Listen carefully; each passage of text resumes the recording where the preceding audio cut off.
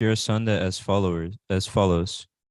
My dear king, please note that we are not actually Brahmanas, nor have we come to ask for food or grain. We are all Kshatriyas, and we have come to beg a duel with you. We hope that you will agree to this proposal. You may note that here is the second son of King Pandu, Bhimasena, and the third son of Pandu, Arjuna. As for myself, you may know that I am your old enemy, Krishna, the cousin of the Pandavas. When Lord Krishna disclosed their disguise, King Jarasandha laughed very loudly, and then in great anger and in a grave voice he exclaimed, You fools! If you want to fight with me, I immediately grant your request. But Krishna, I know you are a coward. I refuse to fight with you because you become very confused when you face me in fighting. Out of fear of me, you left your own city, Mathura, and now you have taken shelter within the sea. Therefore, I must refuse to fight with you. As far as Arjuna is concerned, I know that he is younger than me and is not an equal fighter. I refuse to fight with him because he is not in any way an equal competitor. But as far as Bhimasena is concerned, I think he is a suitable competitor to fight with me. After speaking in this way, King Jarasandha immediately handed a very heavy club to Bhimasena. He himself took another, and all of them went outside the city walls to fight. Bhimasena and King Jarasandha engaged themselves in fighting, and with their respective clubs, which were as strong as thunderbolts, they began to strike each other very severely, both of them being eager to fight. They were both expert fighters with clubs, and their techniques of striking each other were so beautiful that they appeared to be two dramatic artists dancing on a stage. When the clubs of Jarasandha and Bhimasena loudly collided, the impact sounded like that of the big tusks of two fighting elephants, or like a thunderbolt in a flashing electrical storm. When two elephants fight together in a sugarcane field, each of them snatches a stick of sugarcane, holds it tightly in its trunk, and strikes the other. At that time, the sugarcane becomes smashed by such heavy striking. Similarly, when Bhimasena and Jarasandha were heavily striking each other with their clubs on different parts of their bodies, namely the shoulders, arms, collarbone, chest, thighs, waist, and legs, their clubs were torn to pieces. In this way, all of the clubs used by Jarasandha and Bhimasena became ruined, and so the two enemies prepared to fight with their strong-fisted hands. Jarasandha and Bhimasena were very angry, and they began to smash each other with their fists. The striking of their fists sounded like the striking of iron bars or like the sound of thunderbolts, and the two warriors appeared to be like two elephants fighting.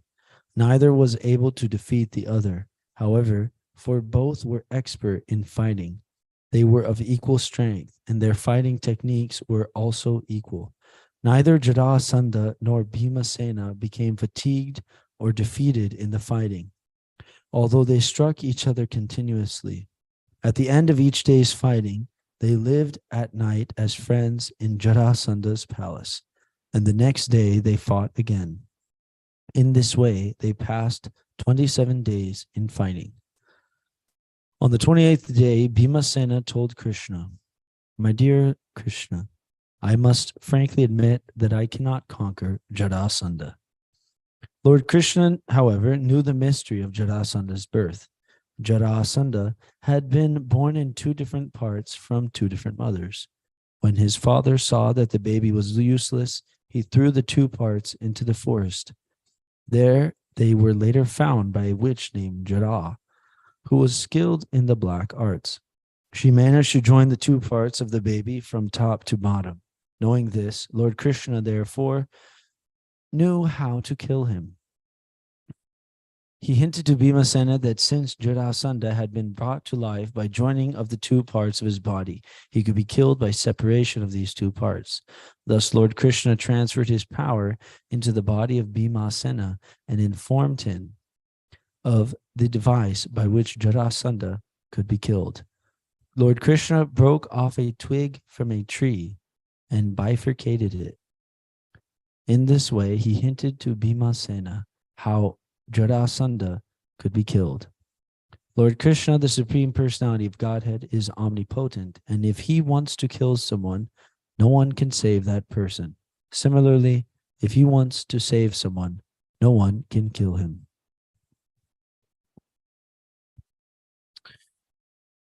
Informed by the hints of Lord Krishna, Bhimasen immediately took hold of Jarasandha's legs and threw him to the ground. When Jarasandha fell, Bhimasena immediately pressed one of Jarasandha's legs to the ground and took hold of the other leg with his two hands. Catching Jarasandha in this way, he tore his body in two from the anus up to the head. As an elephant breaks the branches of a tree in two, Bhimasen separated the body of Jarasandha. The audience standing nearby saw that Jarasandha's body was now divided into two halves, so that each half had one leg, one thigh, one testicle, half a backbone, half a chest, one collarbone, one arm, one eye, one ear, and half a face. As soon as the news of Jarasandha's death was announced, all the citizens of Magadha began to cry, "Alas, alas," while Lord Krishna and Arjuna embraced Bhimasen to congratulate him. Although Jarasandha was killed, neither Krishna nor the two Pandava brothers made a claim to the throne. Their purpose in killing Jarasandha was to stop him from creating a disturbance to the proper discharge of world peace. A demon always creates disturbances, whereas a demigod always tries to keep peace in the world. The mission of Lord Krishna is to protect the righteous and kill the demons who disturb a peaceful situation. Therefore, Lord Krishna immediately called for the son of Jarasandha, whose name was Sahadev, and with due ritualistic ceremonies, the Lord asked him to occupy the seat of his father and reign over the kingdom peacefully. Lord Krishna is the master of the whole cosmic creation, and he wants everyone to live peacefully and execute Krishna consciousness.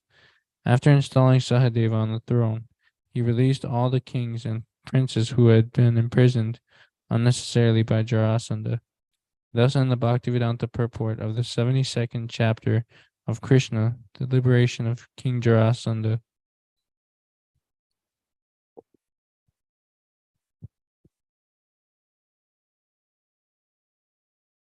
Shri Ki Jai.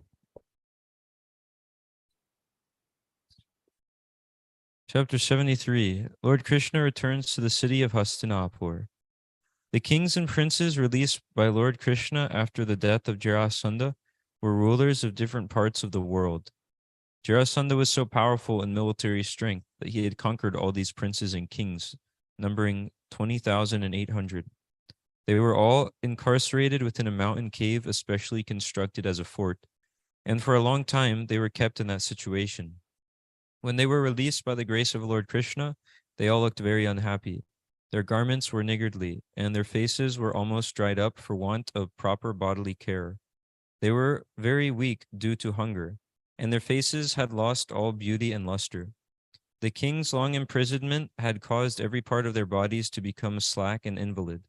However, because in that miserable condition they had had the opportunity to think about Lord Krishna, they immediately saw him now as the Supreme Personality of Godhead Vishnu. They saw that the color of the transcendental body of Lord Krishna resembled the hue of a newly arrived cloud in the sky. He appeared before them nicely covered in yellow silken garments, with 4 hands like Vishnu, and carrying the different symbols of the club, the conch shell, the disc, and the lotus flower. His chest was marked with a golden line, and the nipples on his chest appeared like the whorls of lotus flowers. His eyes appeared to spread like the petals of a lotus, and his smiling face exhibited the symbol of eternal peace and prosperity. He wore glittering shark-shaped earrings, and his helmet was bedecked with valuable jewels. The Lord's necklace of pearls and the bangles and bracelets nicely situated on his body all shone with a transcendental beauty. The Kaustuba jewel hanging on his chest glittered with great luster, and the Lord wore a beautiful lotus flower garland.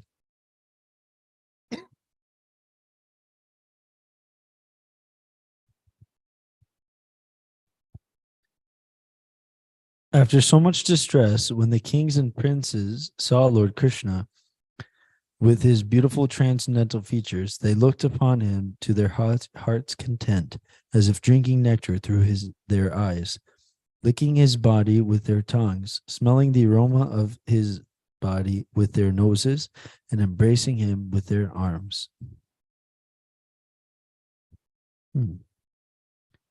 Just by dint of their being in front of the Supreme Personality of Godhead, all reactions to their sinful activities were washed away. Therefore, without reservation, they surrendered themselves at the lotus feet of the Lord.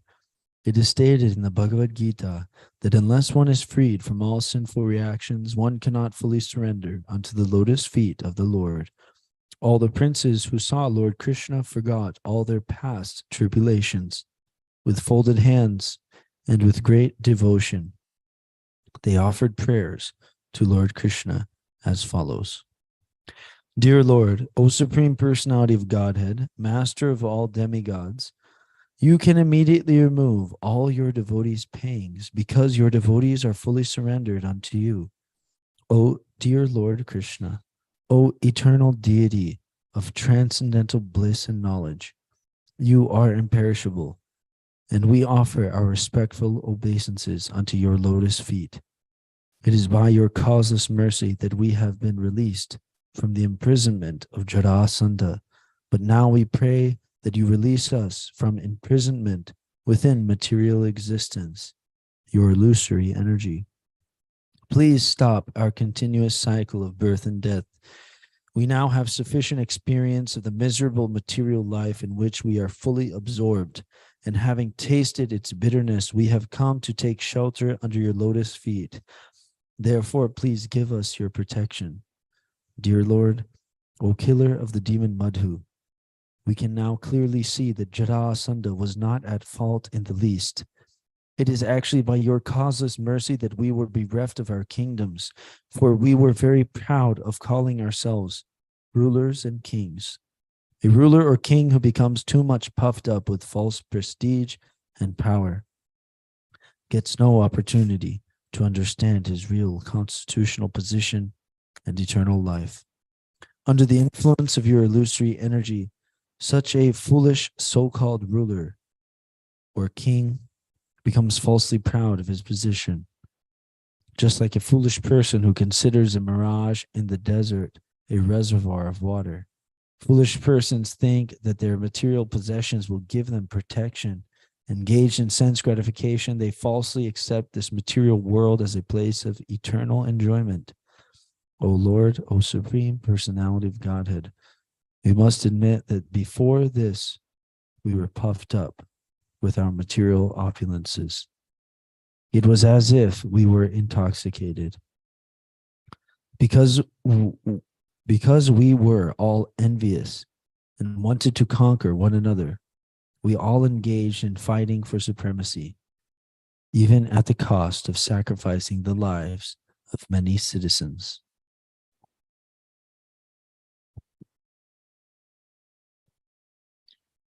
This is the disease of political power. As soon as a king becomes rich in material opulences, he wants to dominate over nations by military aggression. Similarly, mercantile men want to monopolize a certain type of business and control other mercantile groups. Impelled by false prestige and infatuated by material opulences, human society, instead of striving for Krishna consciousness, creates havoc and disrupts peaceful living. Thus men forget the real purpose of life, to attain the favor of Lord Vishnu, the Supreme Personality of Godhead. The kings continued, O Lord, we were simply engaged in the abominable task of killing citizens and alluring them to be unnecessarily killed, just to satisfy our political whims. We did not consider that your lordship is always present before us in the form of cruel death. We were so foolish that we became the cause of death for others, forgetting our own impending death. But, dear Lord, the force of the time element, which is your representative, is certainly insurmountable. The time element is so strong that no one can escape its influence. Therefore, we have received the reactions of our atrocious activities, and we are now bereft of all opulences, and stand before you like street beggars. We consider our position. Your causeless, unalloyed mercy upon us, because now we can understand that we were falsely proud, and that our material opulences could be withdrawn from us within a second by your will. By your causeless mercy only, we are now able to think of your lotus feet. This is our greatest gain, dear Lord. Everyone knows that the body is a breeding ground of diseases. Now we are quite aged, and instead of being proud of our bodily strength, we are getting weaker day by day. We are no longer interested in sense gratification or the false happiness derived through the material body. By your grace, we have now come to the conclusion that hankering after such material happiness is just like searching for water in a desert mirage. We are no longer interested in the results of our pious activities, such as performing great sacrifices to be elevated to the heavenly planets. We now understand that such elevation to a higher material standard may sound very relishable, but actually there cannot be any happiness within this material world. We pray for your Lordship to favor us by instructing us how to engage in the transcendental loving service of your lotus feet, so that we may never forget our eternal relationship with your Lordship. We do not want liberation from the entanglement of material existence. By your will, we may take birth in any species of life. It does not matter. We simply pray that we never forget your lotus feet under any circumstances. Dear Lord, we now surrender unto your lotus feet by offering our respectful obeisances unto you, because you are the supreme personality of Godhead, Krishna, the son of Vasudeva. Can you hear all right when I speak like that right here? Or do I have to go like this? Right. You are the super soul in everyone's heart, and you are Lord Hari, who can take away all miserable conditions of material existence. Dear Lord, your name is Govinda, the reservoir of all pleasure, because one who is engaged in satisfying your senses satisfies his own senses automatically. Dear Lord, you are ever famous, for you can put an end to all the miseries of your devotees. Please therefore accept us as your surrendered servants.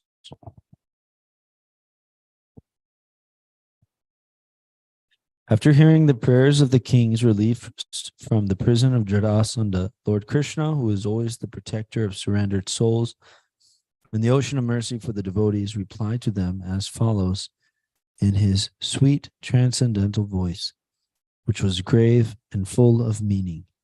My dear kings, he said, I bestow upon you my blessings. From this day forth, you will be attached to my devotional service without fail. I give you this benediction as you have desired. You may know from me that I am always sitting within your hearts as the Supersoul. And because you have now turned your faces toward me, I, as master of everyone, shall always give you good counsel, so that you may never forget me, and so that gradually you will come back home, back to Godhead.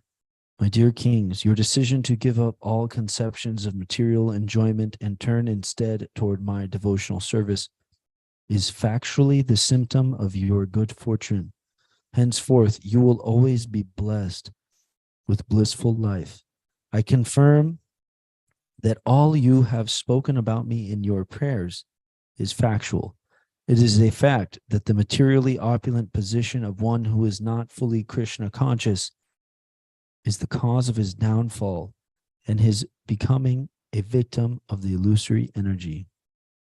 In the past, there were many rebellious kings, such as Haya, Nahusha, Vena, Ravana, and Narakasura.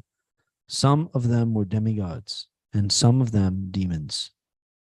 But because of their false perception of their positions, they fell from their exalted posts, and thus they no longer remained kings of their respective kingdoms and were lost in the violence of abominable conditioned life. Every one of you must understand that anything material has its starting point, growth, maintenance, expansion, deterioration, and finally disappearance. All material bodies are subject to these 6 conditions, and any relative acquisitions accumulated by this body are definitely subject to final destruction. Therefore, no one should be attached to perishable things. As long as one is within this material world, he should be very cautious in worldly dealings. The most perfect way of life in this material world is simply to be devoted to my transcendental loving service and to execute honestly the prescribed duties of one's particular position. As far as you are concerned, you all belong to Kshatriya families. Therefore, you should live honestly, according to the prescribed duties befitting the royal order, and make your citizens happy in all respects. Keep to the standard of Kshatriya life. Do not beget children out of sense gratification, but simply take charge of the welfare of the people in general. Everyone takes birth in this material world in continuation of his previous life, and thus he is subject to the constringent laws of nature, such as birth and death, distress and happiness, profit and loss. One should not be disturbed by duality, but should always be fixed in my devotional service, and thus remain balanced in mind and satisfied in all circumstances, considering all things to be given by me. Thus one can live a very happy and peaceful life, even within this material condition. In other words, one should actually be callous to the material body and its byproducts and should be unaffected by them. One should remain fully satisfied in the interests of the spirit soul and engage in the service of the super soul. One should engage his mind only in thinking of me. One should simply become my devotee. One should simply worship me, and one should offer his respectful obeisances unto me alone. In this way, one can cross over this ocean of nescience very easily, and at the end come back to me. In conclusion, your lives should constantly be engaged in my service. After delivering his instructions to the kings and princes, Lord Krishna immediately arranged for their comfort and asked many servants and maidservants to take care of them. Lord Krishna requested Sahadev, the son of King Jarasandha, to supply all necessities to the kings and show them all respect and honor. In pursuance of the order of Lord Krishna, Sahadev offered them all honor and presented them with ornaments, garments, garlands, and other paraphernalia. After taking their baths and dressing very nicely, the kings appeared happy and gentle. Then they were supplied nice food. Lord Krishna supplied everything for their comfort, and as befitting their royal positions. Since the kings were so mercifully treated by Lord Krishna, they felt great happiness, and their bright faces appeared just like the stars in the sky after the end of the rainy season. All nicely dressed and ornamented, their earrings glittering, they were then seated on chariots bedecked with gold and jewels and drawn by decorated horses. After seeing that each was taken care of, Lord Krishna in a sweet voice asked them to return to their respective kingdoms. By his liberal behavior, unparalleled in the history of the world, Lord Krishna released all the kings who had been in the clutches of Jarasandha, and the kings, being fully satisfied, began to chant his holy name, think of his holy form, and glorify his transcendental pastimes as the Supreme Personality of Godhead. Thus engaged, they returned to their respective kingdoms. The citizens of their kingdoms were greatly pleased to see them return. And when they heard of the king's dealings, and when they heard of the kind dealings of Lord Krishna, they were all very happy. The kings began to manage the affairs of their kingdoms in accordance with the instructions of Lord Krishna, and all those kings and their subjects passed their days very happily. This is a vivid example of a Krishna-conscious society. If the people of the world, taking into account their respective material qualities, divide the whole society into four orders for material progress and 4 orders for spiritual progress, centering these orders on Krishna and following the instructions of Krishna, as stated in the Bhagavad Gita, the entire human society will undoubtedly be happy. This is the lesson we have to take from this incident. After thus causing the annihilation of Jarasandha by Bhimasena, and after being properly honored by Sahadev, the son of Jarasandha, Lord Krishna, accompanied by Bhimasena and Arjuna, returned to the city of Hastinapur. When they reached the precincts of Hastinapur, they blew their respective conch shells, and by hearing the sound vibrations and understanding who was arriving, everyone immediately became cheerful. But the enemies of Krishna, upon hearing the conch shells, were very sorry. The citizens of Indraprastha felt their hearts become joyful simply by hearing the vibration of Krishna's conch shell, because they could understand that Jarasandha had been killed. Now the performance of the Rajasuya sacrifice by King Yudhishthir was almost certain. Bhimasena, Arjuna, and Krishna, the Supreme Personality of Godhead, arrived before King Yudhishthir and offered their respects to the king. King Yudhishthir attentively heard the narration of the killing of Jarasandha and the setting free of the kings. He also heard of the tactics adopted by Krishna to kill Jarasandha. The king was naturally affectionate toward Krishna, but after hearing the story, he became even more bound to him in love. Tears of ecstasy glided from his eyes, and he was so stunned that he was almost unable to speak. Thus end the Bhaktivedanta purport of the 73rd chapter of Krishna. Krishna returns to the city of Hastinapur.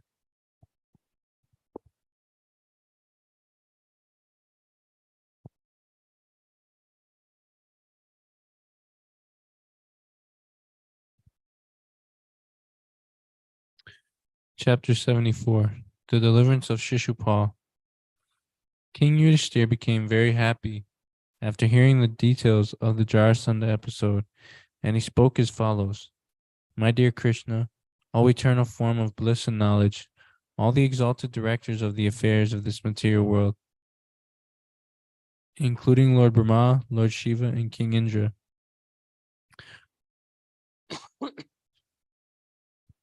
are always eager to receive and carry out orders from you. And whenever they are fortunate enough to receive such orders, they immediately take them and keep them on their heads. O Krishna, you are unlimited, and although we sometimes think of ourselves as royal kings and rulers of the world, and become puffed up over our paltry positions, we are very poor in heart. Actually, we are fit to be punished by you. But the wonder is that instead of punishing us, you so kindly and mercifully accept our orders and carry them out properly. We are all very much surprised that your lordship can play the part of an ordinary human being, but we can understand that you are performing these activities just like a dramatic artist. Your real position is always exalted, exactly like that of the sun, which always remains at the same temperature during both the time of its rising and the time of its setting. Although we feel the difference in temperature between the rising and the setting sun, the temperature of the sun never changes. You are always transcendently equipoised, neither pleased nor disturbed by any condition or material affairs. You are the supreme Brahman, the personality of Godhead, and for you there are no relatives. My dear Madhava, you are never defeated by anyone. Material distinctions, this is me, this is you, this is mine, this is yours, are all conspicuous by dint of their absence in you. Such distinctions are visible in the lives of everyone, even the animals. But pure devotees are freed from these false distinctions. Since these distinctions are absent in your devotees, they cannot possibly be present in you. After satisfying Krishna in this way, King Yudhishthira arranged to perform the Rajasuya sacrifice. He invited all the qualified brahmanas and sages to take part and appointed them to different positions as priests in charge of the sacrificial arena. He invited the most expert brahmanas and sages, whose names are as follows: Krishna Dvaipayana, Vyasadev, Bharadvaj, Sumantu, Gautama, Asita, Vashishta, Shavana, Kanva, Maitreya, Kavasha, Trita, Vishvamitra, Vamanadev, Sumati, Jaimini, Kratu, Paila, Parashara, Garga, Vaishampayana, Atharva, Kashyapa, Domya, Parashurama, Shukracharya, Asuri, Litihotra, Madhuchanta, Virasena, and Akritavrana. And besides all these brahmanas and sages, he invited such respectable old men as Dronacharya, Bhishma, the grandfather of the Kurus, Kripacharya, and Dhritarashtra. He also invited all the sons of Dhritarashtra, headed by Duryodhana, and also the great devotee Vidura, kings from different parts of the world, along with their ministers and secretaries, were also invited to see the great sacrifice performed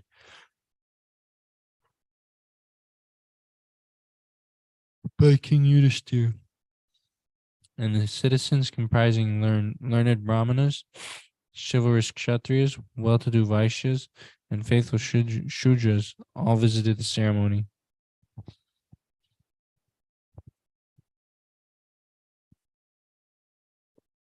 The Brahmana priests and sages in charge of the sacrificial ceremony constructed the sacrificial arena as usual with a plow of gold, and they initiated King Yudhishthira as the performer of the great sacrifice, in accordance with Vedic rituals. Long years earlier, when Varuna had performed a similar sacrifice, all the sacrificial utensils had been made of gold. Similarly, in the Rajasuya sacrifice of King Yudhishthira, all the utensils required for the sacrifice were golden. Present by the invitation of King Yudhishthira to participate in the great sacrifice were all the exalted demigods, including Lord Brahma, Lord Shiva, and Indra, the king of heaven, accompanied by their associates, as well as the predominating deities of the higher planetary systems, including Gandharva Loka, Siddha Loka, Jana Loka, Tapaloka, Naga Loka, Yaksha Loka, Rakshasa Loka, Pakshi Loka, and Charna Loka, as well as famous kings and their queens. All the respectable sages, kings, and demigods who assembled there agreed unanimously that King Yudhishthira was quite competent to take the responsibility of performing the Rajasuya sacrifice. No one was in disagreement on this fact. Everyone thoroughly knew the position of King Yudhishthira because he was a great devotee of Lord Krishna. No accomplishment was extraordinary for him. The learned brahmanas and priests saw to it that the sacrifice by Maharaj Yudhishthira was performed in exactly the same way as it had been in bygone ages by the demigod Varuna. According to the Vedic system, whenever there is an arrangement for sacrifice, the members participating are offered the juice of the soma plant, which is a kind of life-giving beverage. On the day for extracting the soma juice, King Yudhishthira very respectfully received the special priest who had been engaged to detect any mistake in the formalities of the sacrificial procedure. The idea is that the Vedic mantras must be enunciated perfectly and chanted with the proper accent. If the priests who are engaged in this business commit any mistake, the checker or referee priest immediately corrects the procedure, and thus the ritualistic performances are perfectly executed. Unless perfectly executed, a sacrifice cannot yield the desired result. In this age of Kali, there is no such learned brahmana or priest available. Therefore, all sacrifices are forbidden. The only sacrifice recommended in the Shastras is the chanting of the Hare Krishna mantra.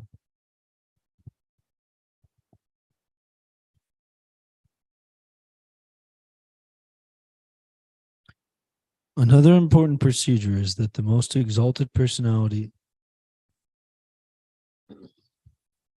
in the assembly of such a sacrificial ceremony is first offered worship. After all arrangements were made for Yudhishthira's sacrifice, the next consideration was who should be worshipped first in the ceremony. This particular ceremony is called Agra Puja. Agra means first, and Puja means worship. This Agra Puja is similar to the election of a president. In the sacrificial assembly, all the members were very exalted. Some proposed to elect one person as the perfect candidate for accepting Agra Puja, and others proposed someone else. When the matter remained undecided, Sahadev began to speak in favor of Lord Krishna. He said, Lord Krishna, the best amongst the members of the Yadu dynasty and the protector of his devotees, is the most exalted personality in this assembly. Therefore, I think he should, without any objection, be offered the honor of being worshipped first. Although demigods such as Lord Brahma, Lord Shiva, Indra, and many other exalted personalities are present in this assembly, no one can be equal to or greater than Krishna in terms of time, space, riches, strength, reputation, wisdom, renunciation, or any other consideration. Anything considered in opulence is fully present in Krishna, as an individual soul is the basic principle of the growth of his material body. Krishna is the supersoul of this cosmic manifestation. All Vedic ritualistic ceremonies, such as the performance of sacrifices, the offering of oblations into the fire, the chanting of the Vedic hymns, and the practice of mystic yoga, are meant for realizing Krishna. Whether one follows the path of fruitive activities or the path of philosophical speculation, the ultimate destination is Krishna. All bona fide methods of self-realization are meant for understanding Krishna. Ladies and gentlemen, it is superfluous to speak about Krishna because every one of you exalted personalities know the supreme Brahman, Lord Krishna, for whom there are no material differences between body and soul, between energy and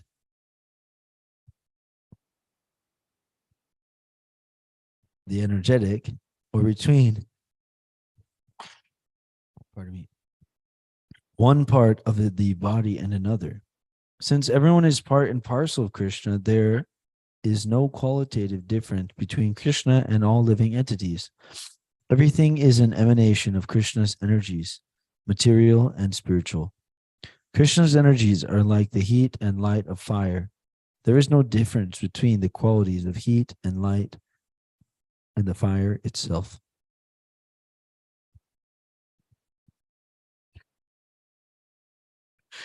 Also, Krishna can do anything he likes with any part of his body. We can execute a particular action with the help of a particular part of our body, but he can do anything and everything with any part of his body. And because because his transcendental body is full of knowledge and bliss in eternity, he doesn't undergo the 6 kinds of material changes: birth, existence, growth, production, dwindling, and vanishing. Unforced by any external energy, he is the supreme cause of the creation, maintenance, and dissolution of everything that be. By the grace of Krishna only, everyone is engaged in the practice of religion, the development of economic conditions, the satisfaction of the senses, and ultimately the achievement of liberation from material bondage. These 4 principles of progressive life can be executed by the mercy of Krishna only. He should therefore be offered the first worship in this great sacrifice, and no one should disagree. Just as by watering the root of a tree automatically waters the branches, twigs, leaves, and flowers, or as by supplying food to the stomach, one automatically nourishes all parts of the body, so by offering the first worship to Krishna, we shall satisfy everyone present in this meeting, including the great demigods.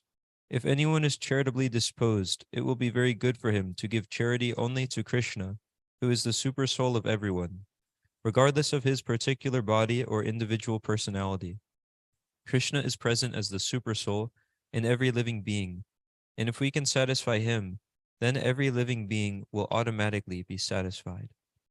Sahadev was fortunate to know the glories of Krishna, and after describing them in brief, he stopped speaking.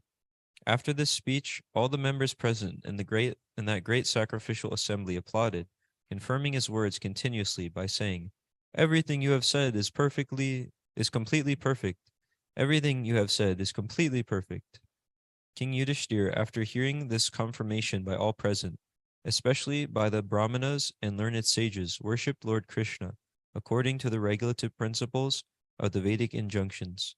First of all, King Yudhishthir, along with his brothers, wives, children, other relatives, and ministers, washed the lotus feet of Lord Krishna and sprinkled the water on their heads. After this, he offered Lord Krishna various kinds of yellow silken garments and presented heaps of jewelry and ornaments before him for his use.